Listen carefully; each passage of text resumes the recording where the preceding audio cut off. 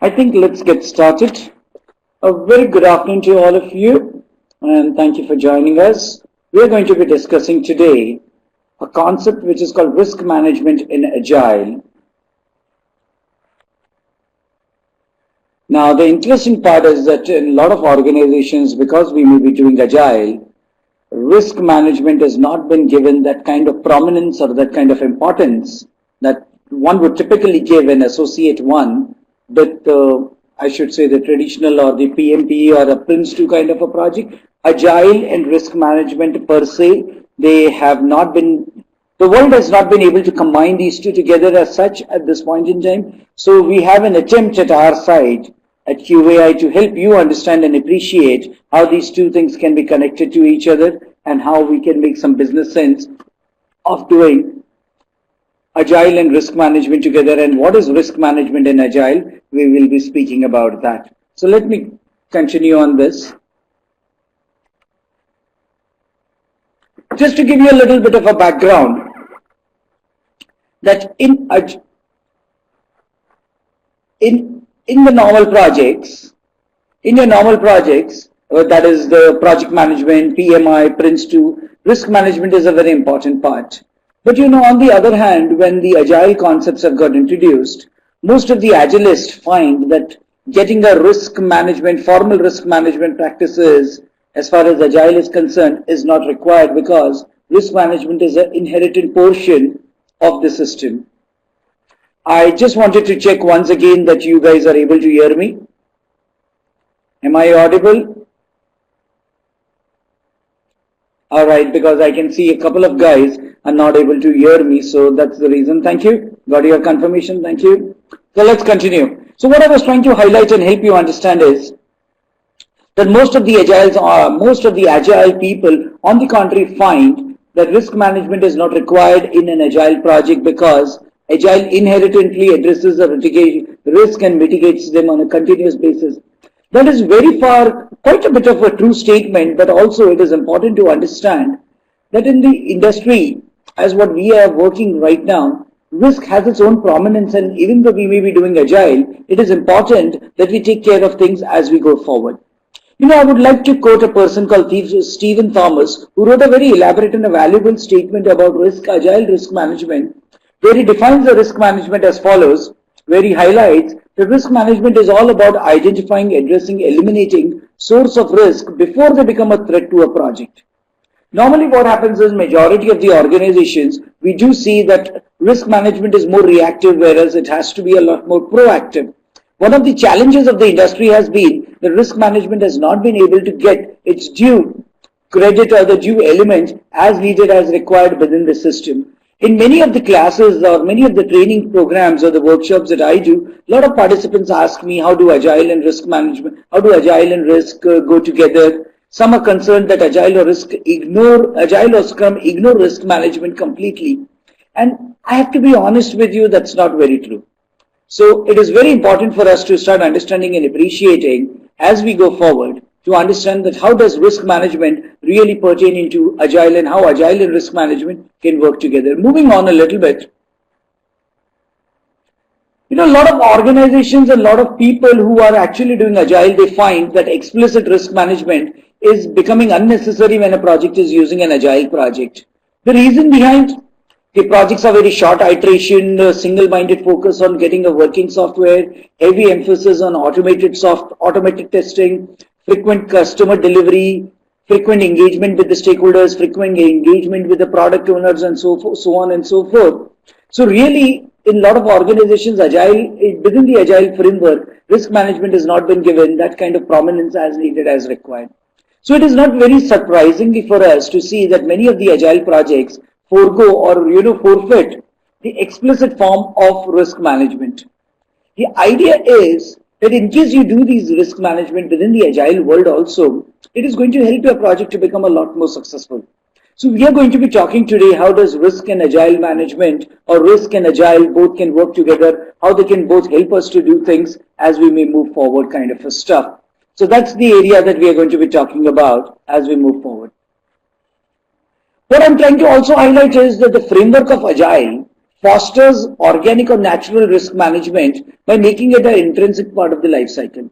What we are trying to highlight is that in Agile, you don't have to do anything very specifically from a risk management point of view because it is inherent in the system. That's the way the Agile was built in kind of a stuff. And if you actually look up daily scrum, iteration, sprint planning, release planning, demos, sprint reviews, sprint retrospective, these all are heavy avenues of doing risk management on Agile. It's important to understand that risk management in Agile is owned by the entire Scrum team, which includes, or should I say the entire Agile team, which would include the Scrum Master, the product owner, and the team itself. And one very interesting point is that within Agile, the focus on risk management is more on qualitative risk management than quantitative risk management. And in the industry or in the Agile world, you would typically monitor risk as what we normally do with the risk registers. In Agile, you typically monitor risk using high information visibility radiators used in stand-up meetings, used in iterations reviews, used in retrospectives kind of stuff. There is a concept later on that we are going to talk about, which is called as a risk burn-down chart. You would have heard about burn-down charts, but in risk, there are certain burn-down charts that we are going to talk about. So let's see how it all goes about as we go forward and try and understand and appreciate that how does Agile and risk management work together.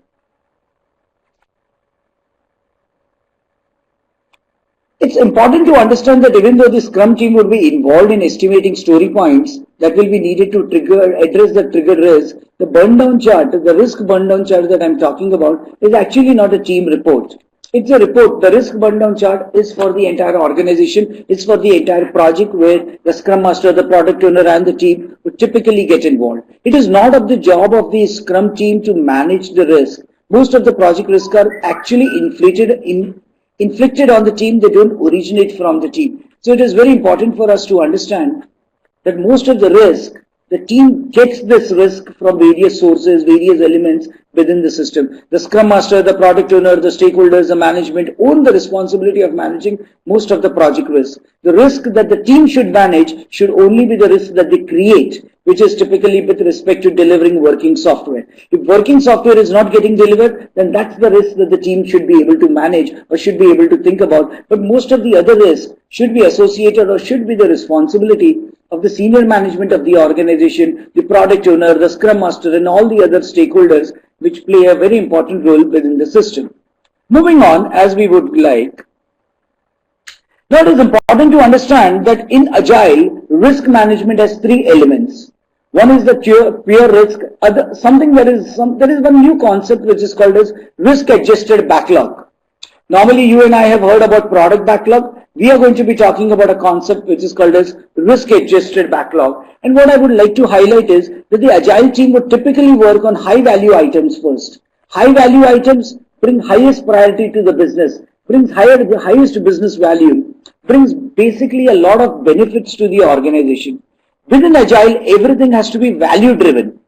Within Agile, everything has to be value-driven, whereas on the other side of the fence, risks are like anti-value. They are potentials for robbing time, rework, and even project failures. Do you remember again the basic concept of Agile is that in Agile, everything has to be value-driven concept. We need to maximize the value that we deliver to the business. But whereas within the organization, if there are risks, or in Agile, if there are risks, the risks are actually like anti-value. The main principle behind all of this is to always ensure that we have something called as a risk-adjusted backlog. Basically, what it means is that value-added features or value-generating business features and risk reduction actions are combined together in order to give the maximum benefit, the biggest bang for the buck to the organization. So that is what we are going to be focusing and discussing on. I move forward a little bit. I'll just skip this moment for a moment and come back. Basically, what we are trying to highlight is that given any user story, given any epic, given any theme, given any kind of a concept that is there on the product backlog, you can actually divide the product backlog into 4 zones.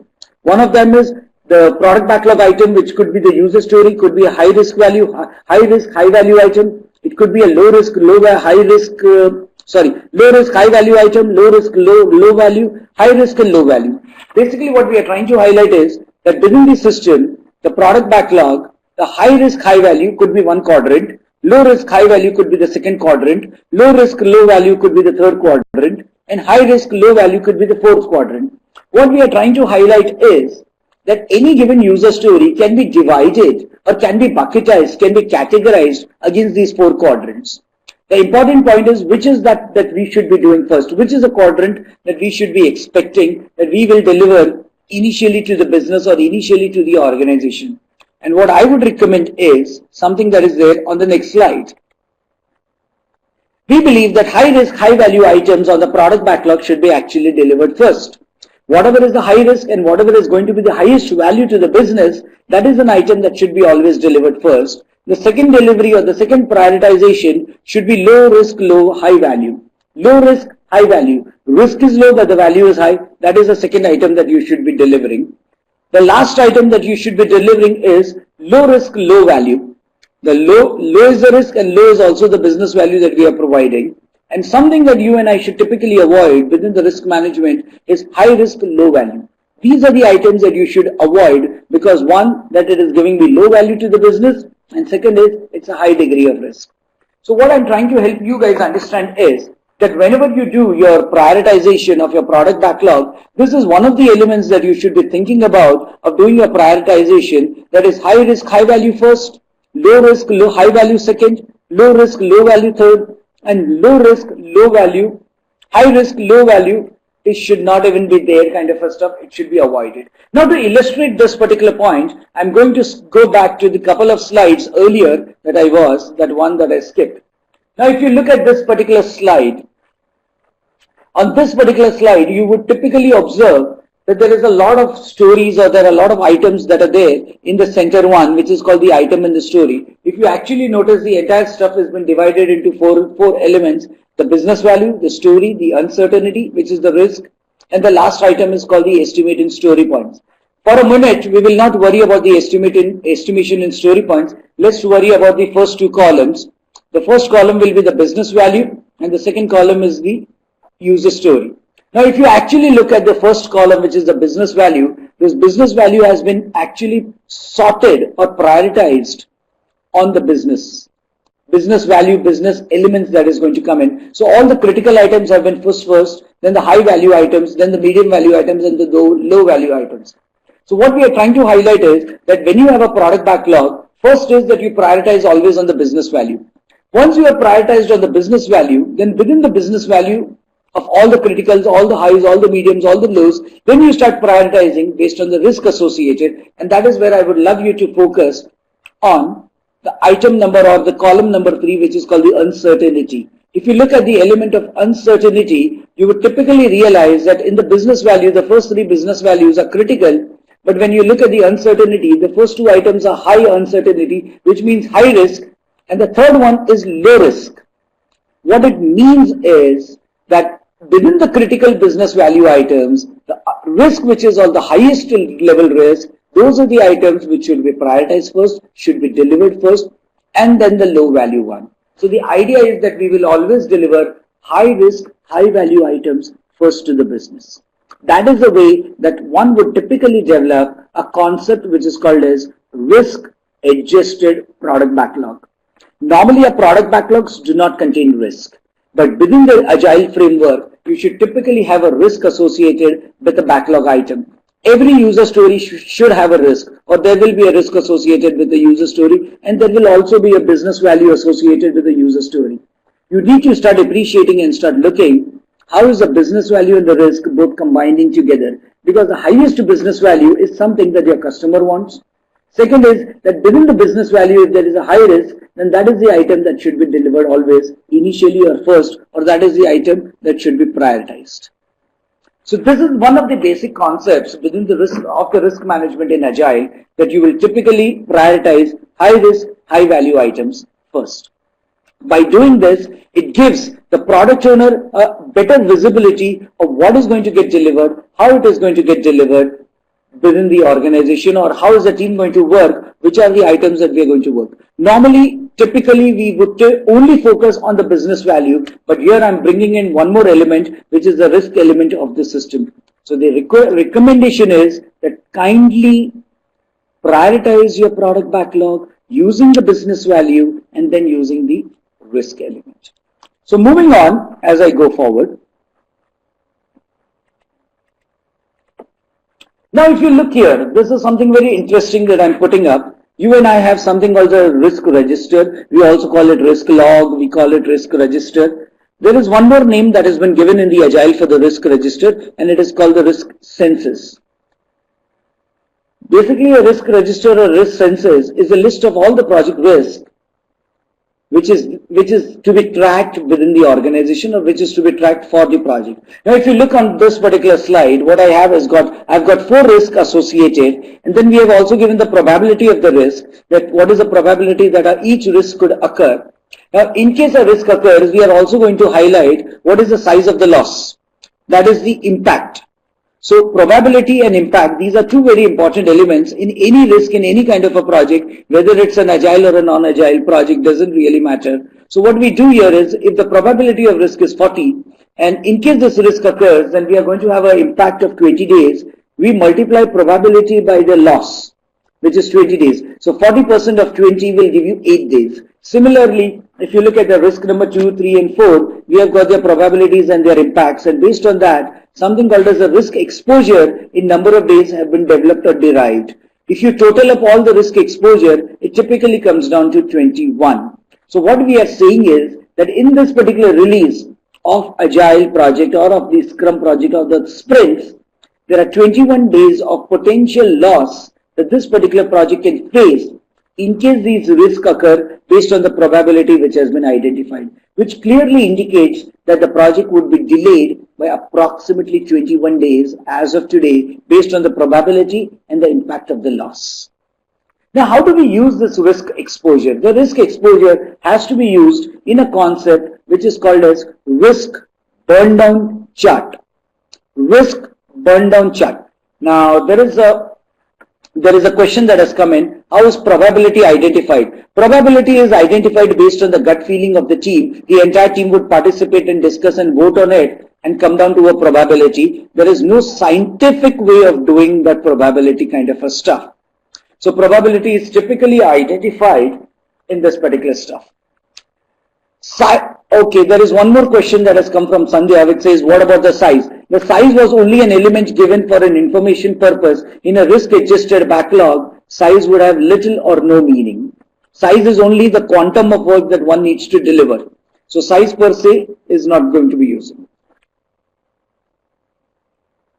Well, I think, guys, you guys are mistaking, and you are trying to just hold on to all your questions at this point in time, and I will answer all your questions at the end of this particular session. So kindly hold on to all your questions at this point in time, please.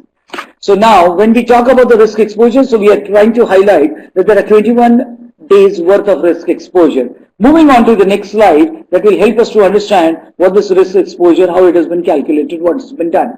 Now, how does it all work? Point number 1 is, first build a list of all the potential risks that one would be having within the project. So you need to build up all the potential risks, rate the likelihood and the impact. Now the impact, typically I would like you to do it in the number of days rather than do it in this. But this is called as more like a qualitative risk. The one that I was trying to show you here, over here, this was more like a quantitative risk where you are highlighting the number of days that there would be a loss. In the next one, in case you want to have a qualitative risk, then this is how you would typically do. You would rate the risk on the scale of 1 to 5 or 1 to 10, where 1 being the low and 5 or the 10 being the highest. You calculate it multiplying by the likelihood and into impact, which is a probability and impact. So in this kind of a scenario, if you look at the bottom table that has been given, there are a number of risks, there is a likelihood, there is an impact, and there is an exposure that has been calculated. The highest risk is the one that is the risk number 3, because the likelihood is 3, the impact is 2. So 3 multiplied by 2 gives you exposure as 6. So 6 as an exposure in this kind of an example is the highest. So we need to be taking that into account and moving it forward. Moving forward, helping you to understand how that entire stuff of 21 days will now be utilized. Now this is what is called the risk burn down chart. Now if you notice on the x-axis, there are a number of sprints or number of iterations. And if you notice in this particular example, we have said that there are 21 iterations. If you also notice on the y-axis, that is the risk exposure, that is the number of days the exposure that we carry. If you look on this particular graph, we are saying that the exposure is going to be of 23 days across 7 sprints. Now the job of the Agile team, the job of the Scrum team, along with the product owner, the Scrum Master and the team, all three put together, their job is basically to ensure that the risk exposure actually comes down to zero.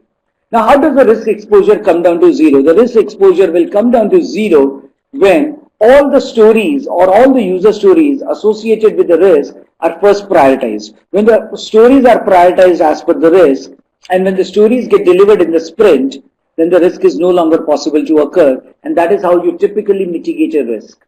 So within Agile, your mitigation strategy is always to ensure that the risk associated with that particular story, the story is been prioritized, the story gets delivered in the next sprint or the next iteration. When the story gets delivered and the story gets accepted by the product owner and all the relevant stakeholders, then the amount of exposure, the number of days of exposure will come down because the story is now got accepted by the user, accepted by the stakeholder, and it is no longer a risk for us. The concept of a risk burn down chart is, like any other burn down chart within Agile, is to bring the exposure level of the risk to zero. The idea is to bring the exposure level down to zero, and you can bring the exposure level down to zero by picking up and prioritizing all the stories related to that particular risk. So when you deliver that particular story and the story gets accepted by the product owner, that means that amount of risk has been mitigated, has been resolved, has been closed within the sprint. Now, if you actually notice in this particular graph, if you go down to sprint number 3, you will typically find that the graph has moved on the upward direction.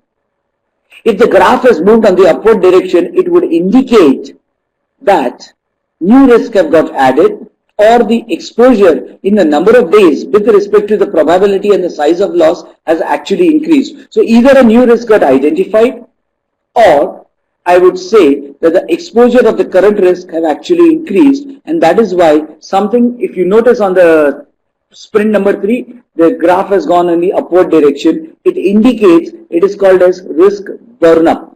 Burn up has happened, which means either new risk have got identified and added to the list, or for the existing risk, the probability and the exposure and the number of days of losses have actually increased. That is what it typically indicates as per this graph. Now the job of the Scrum team, the job of the product owner, the Scrum Master and the team is to ensure that this particular risk burn down chart comes down to zero, which means we would have either mitigated all the risk, or we would have avoided all the risk, or we would have managed all the risk.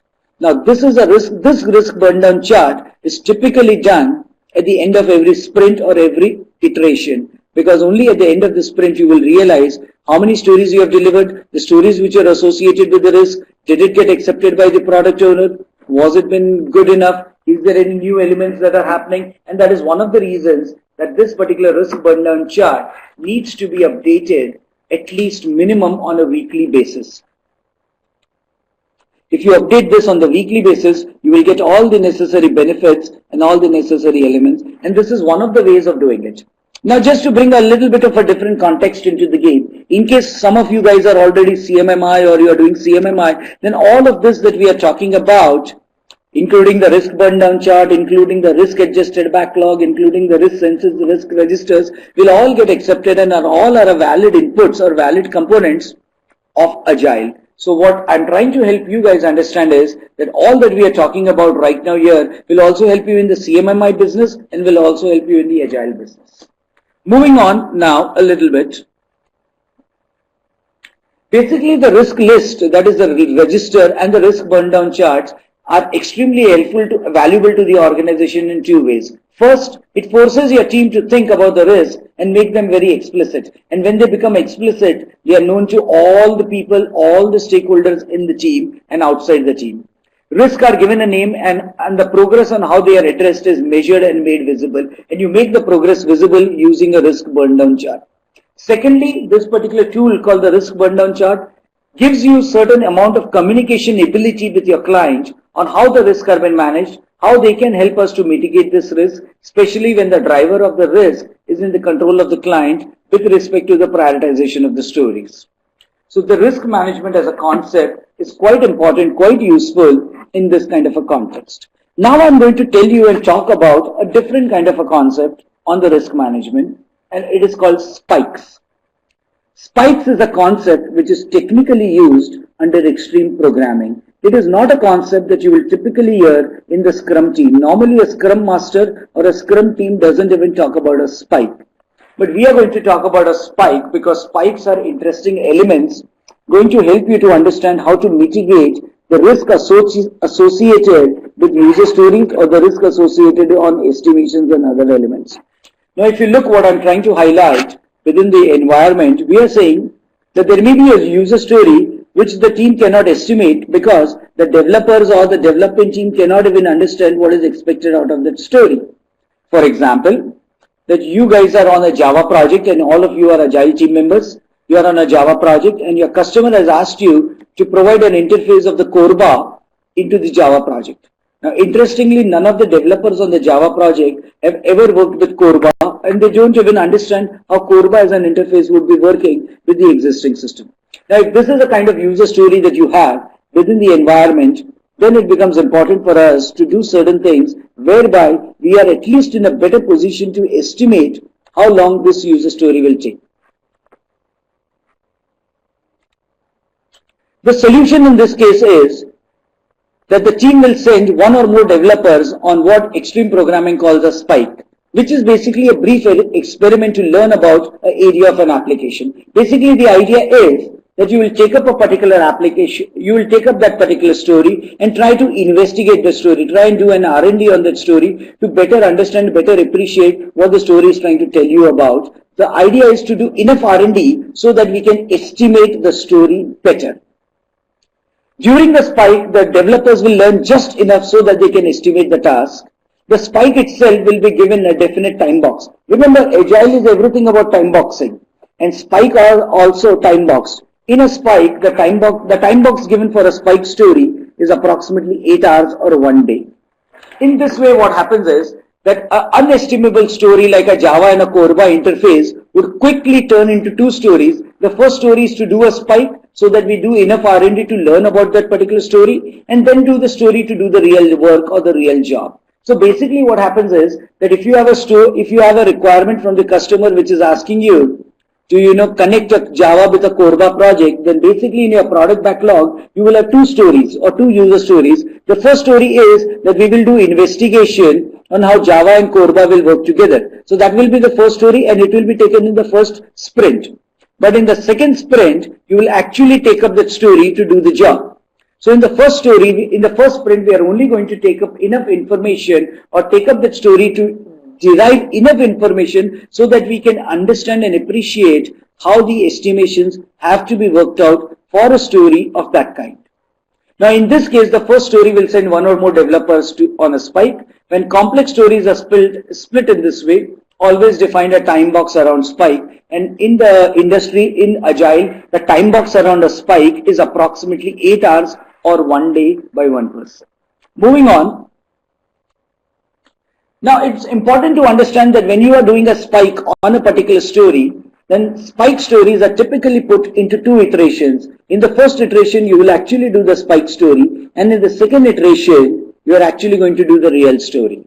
Now it is important to understand by doing these kind of elements and these kind of approaches within the Agile world, if you have a story which is non-estimable, which is very difficult, you don't understand how it is to be done, you have very little idea, little clue about the logic that needs to be built in, then you should request your product owner to create a spike story into your product backlog, prioritize that, take up that as an activity in the sprint planning planning cycle, and in the entire sprint, identify how that story would be working out, what are the elements that one would have to do if one were doing the real story, generate enough information, generate enough confidence, generate enough knowledge, so that when the real story is to be done, you and I will be in a position to address and give the estimations for that particular job.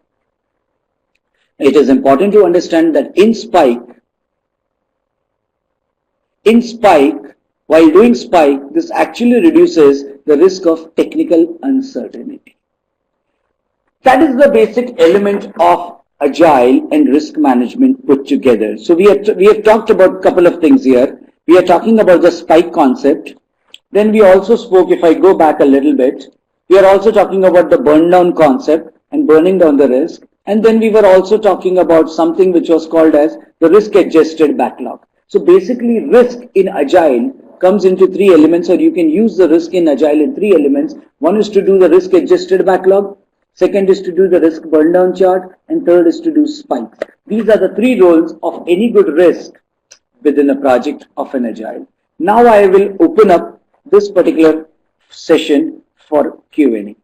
So please guys, you can type your Q&A, help me understand what you would love to hear from me.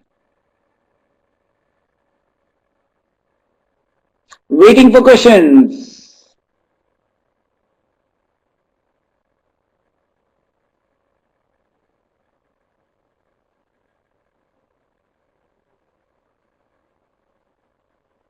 I can see multiple attendees are trying to type. So how to find risk exposure in number of days? See, again, there is no scientific way of doing this. This is more of an experience-based approach that one needs to take within the risk management cycle. So both the probability and the exposure in number of days, or I would say the loss of days, is both like the, what I would say, the collective decision of a team. And I would strongly advise that if you can also play some kind of a planning poker over here, if you can use the planning poker as a game over here to identify that in case this risk occurs, then what is the amount of loss that the team is going to suffer. And if the team can come down to a consensus, then I believe that you have identified the size in the number of days of losses. The probability can be understood, and probability multiplied by the size of loss can actually give you the risk exposure.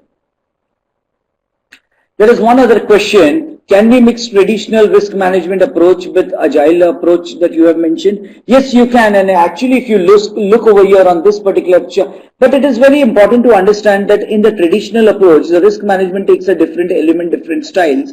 Here, the idea is we are going to be doing the risk management in such a fashion that we create a burn down chart. We help the management understand that these are the different risks, how we are planning to manage that risk, how the risk exposure is coming down. The basic intent of Agile risk management is to bring the exposure of risk to zero. Whereas within the risk management approach on the traditional side, the life is very different.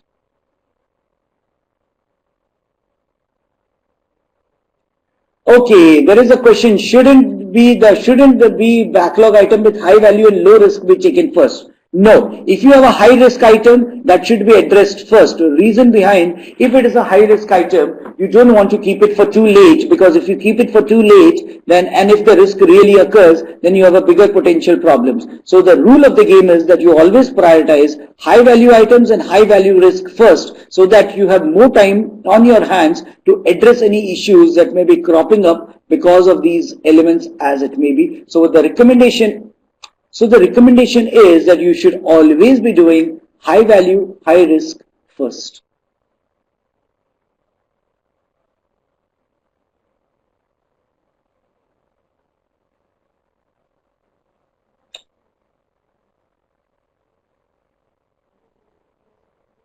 Now there is one question, I am new to Agile, how do you plot the points on the risk burn down chart? So let me take you to the risk burn down chart.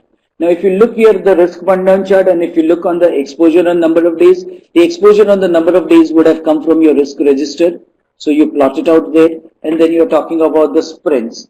Now how do you plot this? The plotting is done in the fashion, because you would have prioritized your stories for each sprint. So the risk associated with the story at the highest takes the first precedence, and then when you have done that, then you are actually trying to reduce that. So when you go down to, let's say, sprint number 2, we are saying our exposure in sprint number 2 is approximately 17 or 18 days kind of a stuff.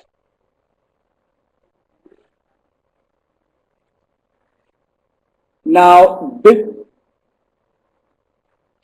well, Kavita, there is a question from Kavita. Is it necessary to involve PO to do this activity, or can we involve only the Scrum team? Well, let me tell you, when you use the word Scrum team has 3 roles: the product owner, the Scrum master, and the development team. So there are 3 roles, and it is important to involve the product owner in this. Reason behind your prioritization of the backlog will always happen by the product owner. So product owner becomes a very important element, a very important character in the prioritization of the risk, because he or she is going to play an important role with respect to the user story prioritization, and in case we are going to have a risk adjusted backlog, then that is it. Well, PO is mostly onshore. If the PO is onshore, then very honestly, we are not doing Agile the way the Agile should have been done. We are not possibly following the Agile practices. The Agile practices say that the product owner and the development team should work together. So that's a basic fundamental and the basic element of any Agile concept. So possibly we have some flaws within the Agile framework of how we are implementing it. Do we estimate spike also? Yes, the spike is estimated, and the pre-estimation of spike is already pre-estimated because it's equal to 1 day or 8 hours. So spike also gets estimation, and spike is also something that would be taken into account.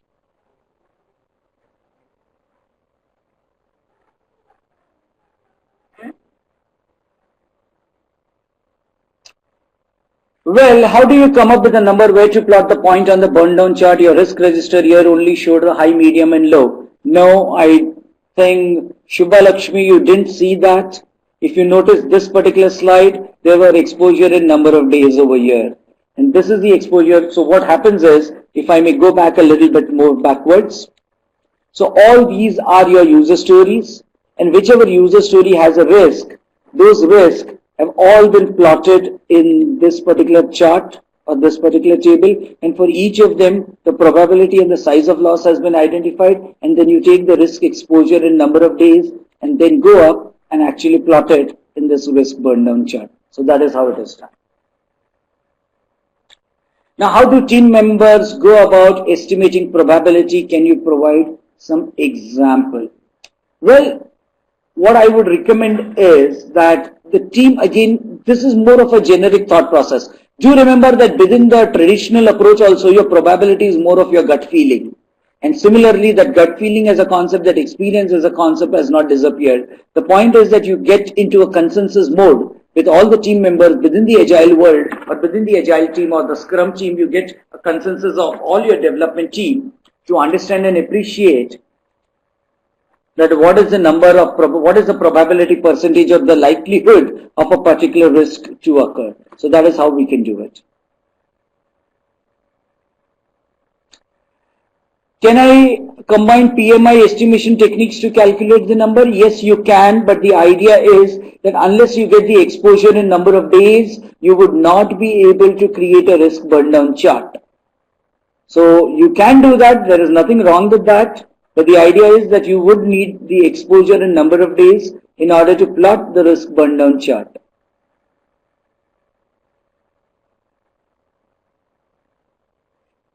Any questions?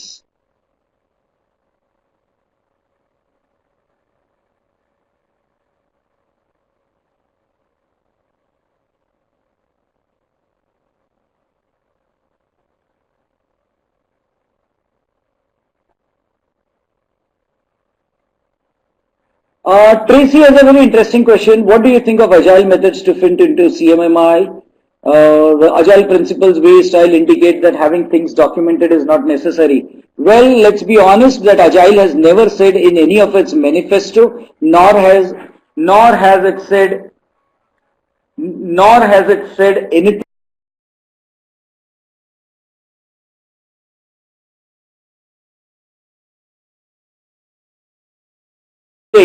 on the system of no documentation. Agile only says working software over comprehensive documentation. Agile never said no documentation. So I think it's a myth that the Agile says no documentation. No, Agile has never said documentation. We guys have always, the industry has always felt that because we are doing Agile, so documentation is not required. Nowhere did Agile say documentation is not required. So I think it's more of a myth and doesn't apply. So 3-point estimates can be used for the number of days. Yes, 3-point estimates can definitely be used as a number of days as long as people within the team agree. The team members agree on the 3-point estimate of optimistic, most likely and pessimistic. If they all agree, yes, it can be done. Well, there are no reference books on Agile risk management as of now. Very few data points are available, but if you go to a site called Mountain Goat Software, you may get something written by Mike Kahn on risk management.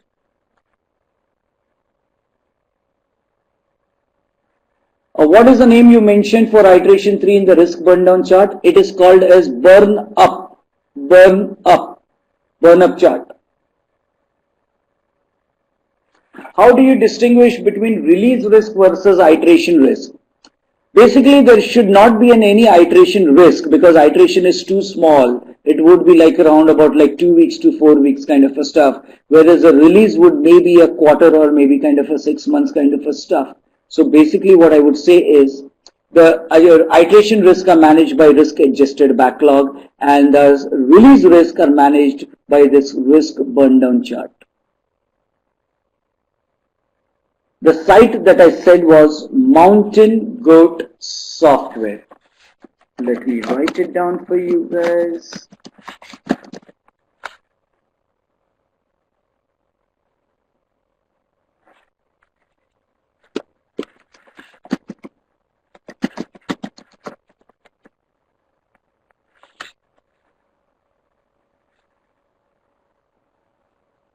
Is Lean Six Sigma anyway relevant? Well, Lean is relevant in every kind of a project for that matter because Lean always talks about reducing waste. So Lean principles per se can be utilized, and I don't know if you guys would have attended a workshop, a webinar that I did around about 3 months ago, Lean and Agile. So Lean and Agile, they both work together. As far as Six Sigma is concerned, yes, you can use some of the practices of Six Sigma in the retrospective to understand how things are moving, what things are happening, how things can be improved. One can definitely do something on that.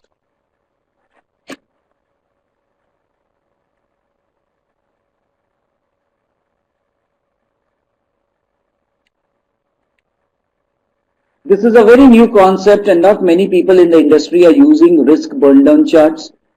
People are also not using the, what I would say, the risk adjusted backlog. So these are new concepts that are there. So it will take a little bit of time for the industry to start understanding, realizing and accepting these concepts before they become a normal part of the agile world. Well, impediments are issues, whereas risk is a potential problem for future. So do you remember there is a question that has come up? What is the difference between handling impediments versus handling risk? Impediments are current issues, they are blockers, they are showstoppers, whereas risk is a potential problem for future. Okay, I have got a question which says, can you please explain risk adjusted backlog once again? Okay, let me go back to that slide. Okay, let me first talk about this particular element. What we are trying to say is that any user story on any product backlog can be categorized into 4 areas. And that could be high risk, high value item first, which means a user story that we are getting is a very high risk, but also will provide high value to the business. Second is low risk, low value. Third is low risk, low value. And the last one is high risk, low value. What we are saying is that every user story that you get in your product backlog should be prioritized using this concept. Now, if I go down to a product backlog, this is the product backlog. So if you look on the second item or the second column, it is all the user stories. I have written that in the short form in order to fit into this particular slide. Now, one of the other elements is that for every user story, there should be a business value. And what we have done is we have divided the business value into 4 areas, which is called the critical, high, medium, and low. Now, first you prioritize all the stories on the business value. So you will typically see on the left-hand side, all the critical items are together, all the high items are together, all the medium and all the lows are together. Once you have designed, once you have prioritized your values of your business, of the business values of every risk in this fashion, then you go to the uncertainty part of it. And within every business value, like if you see the critical ones, then you start highlighting that the stories which have a higher risk should be prioritized first. So you will notice the critical value with the high uncertainty is first, critical value with the low uncertainty is next. So this is what is called risk adjusted backlog. Risk adjusted backlog means we are taking the risk into account when planning and prioritizing our stories. We would always love to have the high risk item, the high business value item delivered first.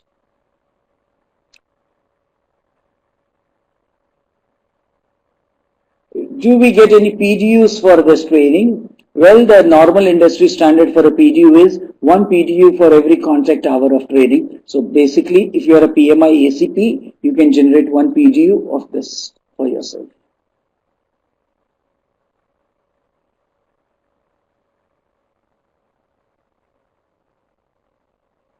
How to manage resource risk in new teams unless it gels? Well, you manage the resource risk in the team by reducing your velocity. The velocity as a concept needs to get reduced.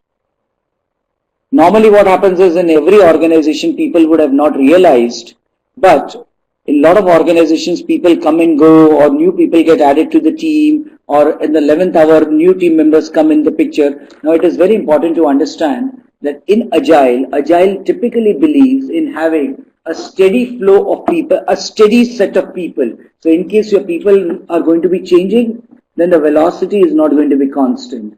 So the idea is that you manage the resource risk in Agile by reducing the velocity of the team. So if your velocity was X, and new team members have come into the team, even though your team size may have increased, the recommendation is reduce the velocity.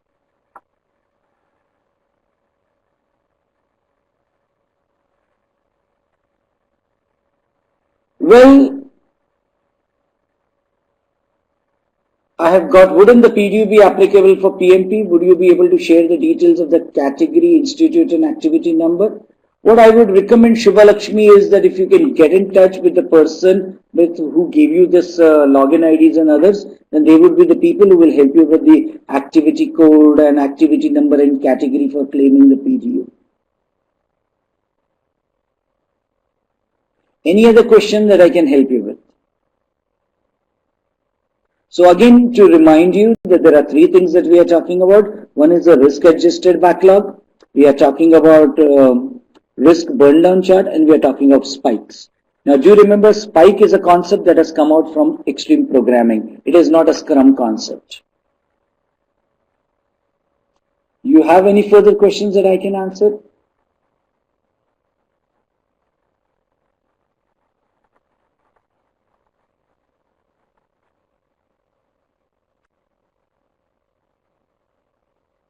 No, you are not relating velocity to the risk burn down chart. Sorry. Risk burn down chart doesn't talk about velocity. Risk burn down chart talks about the exposure of this particular project or this particular release with respect to the risk only. So there is no concept of velocity into the system.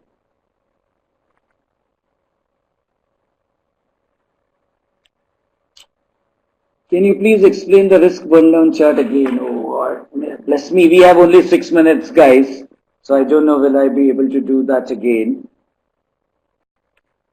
Now, the job of the risk burn down chart is basically to help you understand how much is the exposure of the risk you carry, and basically the job of the burn down chart is to show you how the risk exposure in your project, in your release is coming down to zero. The idea is that you need to bring it down to zero.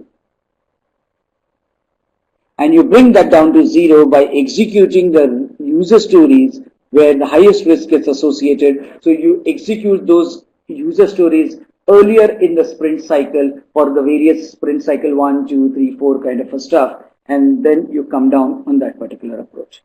Now, just for your information, that this particular video, webinar has got recorded. So in case you need a recording of the webinar, please ask UAI to give you a what I would say the link on that particular webinar. Now, someone did ask me, will you be able to explain the spikes again? Well, spike is a concept where if you get a user story, which you have no clue how the user story works, what is the logic, how the logic will be developed, you have no clue on the application, you have no clue on the tools, you have no idea about the interfaces. If these are the kind of issues that you are facing, then Agile says that you should do something called as a spike. Spike means we will do a little bit of an R&D on that user story to understand what is the story all about, how the story can be done, what are the things that I need to do within this particular story. And that concept, when you try to investigate the R&D concept, that concept is called spike. And in Agile, spikes are always given 8 hours for a single spike story. And it should be a story by itself in the product backlog.